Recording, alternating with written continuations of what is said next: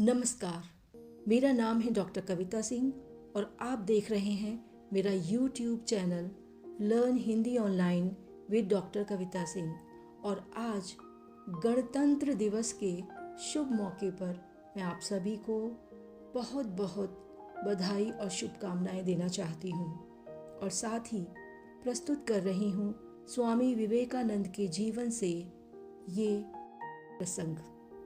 आशा करती हूँ इन प्रसंगों को सुनकर आप प्रेरित हुए बिना नहीं रह सकेंगे। एक बार स्वामी विवेकानंद जी से एक युवक ने पूछा कि माता को इतना पूजनीय क्यों माना जाता है।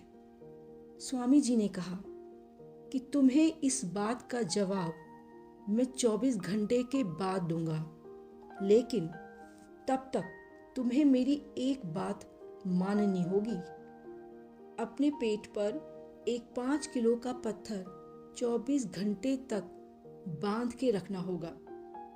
युवक इस बात के लिए राजी हो गया, लेकिन थोड़ी ही देर में वह थक गया और स्वामी जी के पास वापस आकर बोला कि उसने प्रयास किया, लेकिन पत्थर के वजन से वह काफ़ी थक गया है। स्वामी जी ने उसे समझाया कि वह पत्थर का वजन 24 घंटे भी उठा नहीं पाया, जबकि एक माँ अपने बच्चे को 9 महीने तक पेट में लेकर घूमती है और घर का काम भी करती है।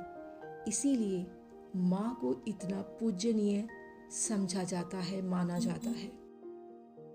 एक बार एक विदेशी महिला स्वामी जी के पास आई और बोली कि मैं आपके जैसा महान पुत्र चाहती हूँ, आप मुझसे विवाह कर लें ताकि मैं आपके जैसे बुद्धिमान पुत्र को जन्म दे सकूं।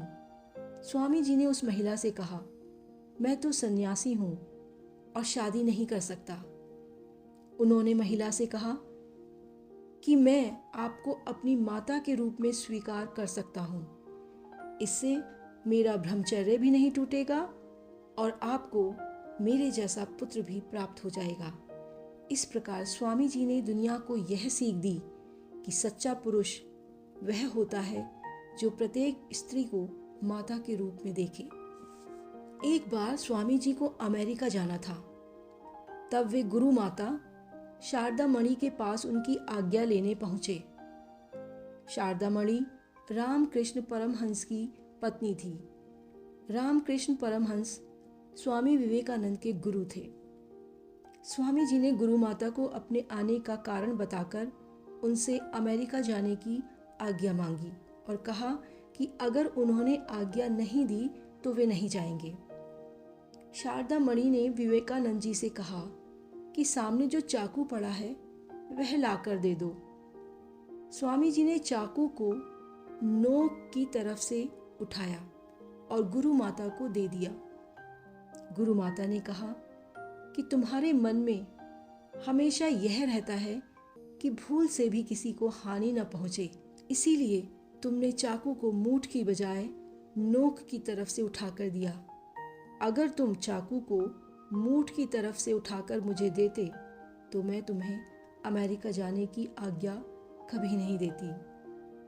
ऐसे महान थे हमारे स्वामी विवेकानंद, जो स्त्रियों का सम्मान करते थे और सबको स्त्रियों का सम्मान करना सिखाते थे। आज गणतंत्र दिवस के मौके पर मैं आपसे यही निवेदन करना चाहूँगी कि सभी स्त्रियों का सम्मान करें, माता को बहुत अधिक स्नेह दें और उनकी आज्ञा मानें। जय हिंद।